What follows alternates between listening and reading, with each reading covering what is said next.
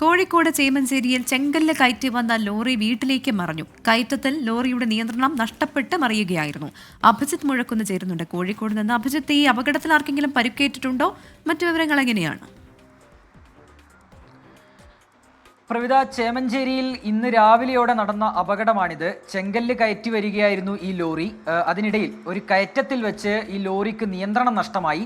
തുടർന്ന് ഇത് പുറകിലേക്ക് മറിയുകയായിരുന്നു. മറിയുന്നത് ഈ റോഡിൽ നിന്ന് അല്പം താഴ്ചയിലുള്ള ഒരു വീട്ടുമുറ്റത്തേക്കാണ്. പക്ഷേ ആ വീട്ടുമുറ്റത്ത് തന്നെ ഒരു തെങ്ങുണ്ടായതിനാൽ ഈ ലോറി ആ തെങ്ങിന് തടഞ്ഞവിടെ നിൽക്കുകയായിരുന്നു, തെങ്ങിന് തട്ടി നിൽക്കുകയായിരുന്നു. ലോറി അല്പം ഭാഗം മാത്രമാണ് മറിഞ്ഞത്.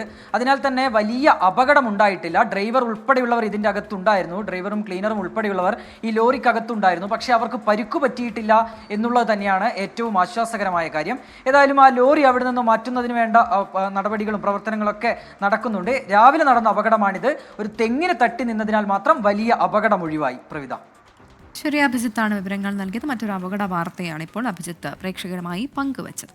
അതെ, അങ്ങനെ അപകടങ്ങളുടെ വാർത്ത വരുന്നു, ഒപ്പം വന്യജീവി ആക്രമണങ്ങളുടെ വാർത്ത വരുന്നു. നമ്മുടെ പ്രേക്ഷകർ അതിനനുസരിച്ച് ഓരോ സന്ദേശങ്ങൾ അയക്കുന്നുണ്ട്. ചിലർ ചോദിക്കുന്നുണ്ട്, നിങ്ങൾക്ക് ന്യൂസ് റിപ്പോർട്ടേഴ്സിനൊക്കെ എന്തെങ്കിലും നിർദ്ദേശങ്ങളൊക്കെ വച്ചുകൂടെ? നിങ്ങളിങ്ങനെ കുറ്റപ്പെടുത്താൻ മാത്രം. ഇത് കുറ്റപ്പെടുത്തലല്ല സുഹൃത്തെ. നമ്മൾ ഈ വാർത്തകൾ പുറം ലോകത്തെ അറിയിക്കുകയല്ലേ.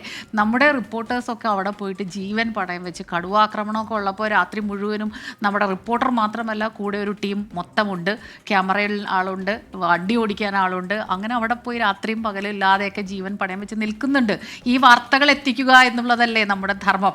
അതിൽ കൃത്യമായിട്ട് ഇത്തരം കാര്യങ്ങളിൽ അറിവും പരിശീലനവും പരിചയവും ഒക്കെയുള്ള, സാങ്കേതിക ജ്ഞാനവും ഒക്കെ ഉള്ളവർ ചേർന്ന് തീരുമാനങ്ങൾ എടുക്കണം.